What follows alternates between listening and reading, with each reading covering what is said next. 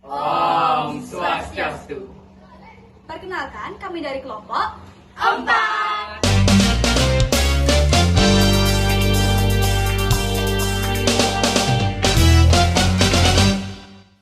Pada kesempatan kali ini, kami akan mempresentasikan tentang cloning. Salah satunya yaitu domba Dolly. Namun sebelum itu, kami akan kenalkan diri terlebih dahulu. Dimulai dari saya, perkenalkan nama saya Nimade Ariswari Kusuma nomor absen 29.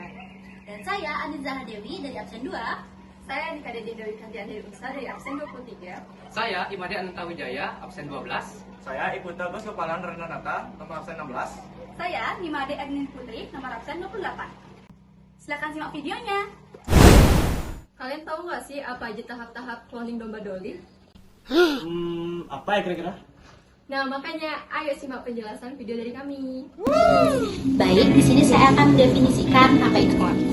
Cloning hewan adalah proses menduplikat suatu organisme melalui proses aseksual di mana dari jenis yang sama yang identik secara genetik. Ini berarti hasil hewan cloning akan memiliki DNA yang sama dengan DNA induknya. Lalu hewan pertama yang berhasil di-cloning adalah domba. Domba hasil cloning tersebut diberi nama Dolly. Dolly berhasil di-cloning oleh Ian Wilmut dan timnya dari Institut Roslin di Skotlandia pada tahun 1997. Nah, berbeda dengan percobaan cloning sebelumnya, Dolly di-cloning tidak melalui sel embrio, melainkan menggunakan sel kelenjar susu dari domba dewasa. Sehingga para ilmuwan berhasil mengkloning hewan seperti kuda, babi, rusa, dan kucing dengan percobaan dari domba Dolly tersebut. Oke, setelah tadi kita mengetahui apa itu domba Dolly dan gimana sejarah kok bisa ada domba Dolly gitu kan. Sekarang kita bakal mengetahui dulu nih, gimana sih silsilah keluarga dari si domba Dolly ini. Nah, jadi domba Dolly ini dia memiliki 3 ibu.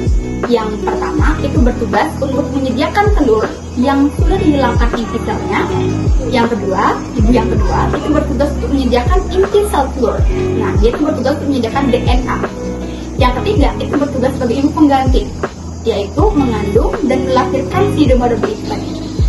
Oke, kita bakal bahas satu persatu dari 3 jenis domba tadi ya. Yang pertama itu adalah jenis Pindorsa. Jadi jenis domba ini itu bertugas untuk menyediakan inti sel telur. Jadi dia bertugas untuk menyediakan DNA-nya dia. Jadi inti sel telur nanti itu bakal ditanam pada sel telur yang sudah dihilangkan inti selnya. Nah, jenis domba ini itu umumnya memiliki ciri-ciri berwarna putih dan domba ini tuh berasal dari negara Inggris. Selanjutnya domba yang kedua adalah jenis domba Scottish Blackface. Jadi jenis domba ini itu berasal dari Skotlandia ya, memiliki ciri-ciri berwarna hitam dan putih. Jadi dia itu warna belang dengan wajah yang berwarna hitam.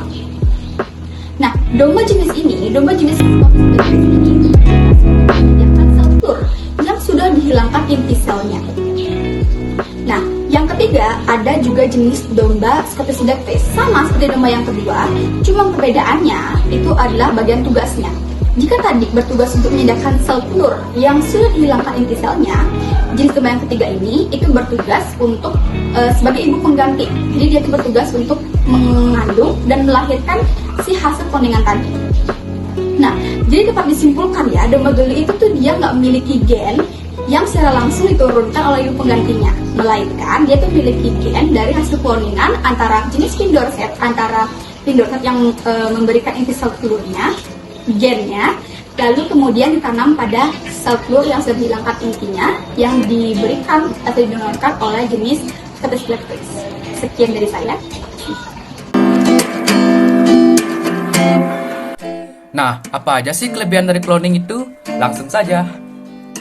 Adapun beberapa kelebihan cloning, yang pertama, mencegah kepunahan spesies. Cloning dapat menjadi solusi untuk mencegah kepunahan spesies, karena cloning ini dapat meningkatkan sifat keragaman genetik dengan menggunakan informasi genetik dari spesies yang sudah mati. Yang kedua, memungkinkan pasangan sesama jenis untuk mendapatkan keturunan. Cloning memungkinkan pasangan sesama jenis untuk memiliki bayi yang secara genetik merupakan keturunan mereka dibandingkan menggunakan sperma atau bank telur. Yang ketiga, sangat membantu dalam pergantian organ tubuh. Peneliti dapat memanen organ tubuh dengan menggunakan prosedur cloning genetik, sehingga ini sangat membantu bagi pasien yang membutuhkan donor organ. Yang keempat, mencegah masalah infertilitas. Cloning memungkinkan siapa saja untuk mengandung bayi yang secara genetik tidak mampu dimilikinya karena menggunakan sel somatik dewasa. Ini dapat membantu pasangan yang tidak subur yang ingin memiliki keturunan. Nah, itu tadi beberapa kelebihan dari cloning. Selanjutnya, kekurangan dari cloning akan dijelaskan oleh teman saya. Makanya simak terus ya. Nah, jadi di sini saya akan menjelaskan mengenai kekurangan pada cloning domba Dolly. Nah, kekurangan yang pertama yaitu tingkat kegagalan yang cukup tinggi, yaitu 50% saat trimester pertama dan 80% terjadi saat trimester kedua. Nah, tingkat kegagalan ini cenderung terjadi setelah proses genesasi karena embrio ini mengalami kesulitan yang lebih besar saat beradaptasi di luar rahim. Nah, yang kedua yaitu kelainan plasenta. Yang ketiga yaitu tingkat kehidupan pasca kelahiran karena adanya beberapa penyakit yang ditemukan atau kelainan yang ditemukan pada embrio atau hewan yang lahir hasil cloning. Nah, penyakit yang ditemukan atau penyakit yang terjadi pada hewan tersebut yaitu penyakit kardiovaskular, penyakit tulang, penyakit pernapasan yang bisa mengancam kehidupan hewan-hewan tersebut. Proses yang pertama yaitu domba yang pertama atau memory cell donor yang diambil sel putih susunya atau sel kulitnya. Kemudian domba yang kedua atau egg cell donor yang diambil sel telurnya. Nah, selanjutnya sel telur ini dihilangkan intinya, kemudian digabungkan dengan sel putih susu. Sel putih susu ini ditransplantasikan ke dalam sel telur yang telah dihilangkan sel intinya. Nah, setelah itu, dua sel disatukan menggunakan sengatan listrik, hingga sel yang disatukan mulai membelah dan membentuk embrio. Setelah ia terbentuk sampai tahap blastula, maka blastula ini akan ditanamkan ke dalam rahim uterus domba induknya semula, atau domba yang diambil sel telurnya tadi. Sel telur yang mengandung sel kelenjar mamae kemudian akan dimasukkan ke dalam uterus domba.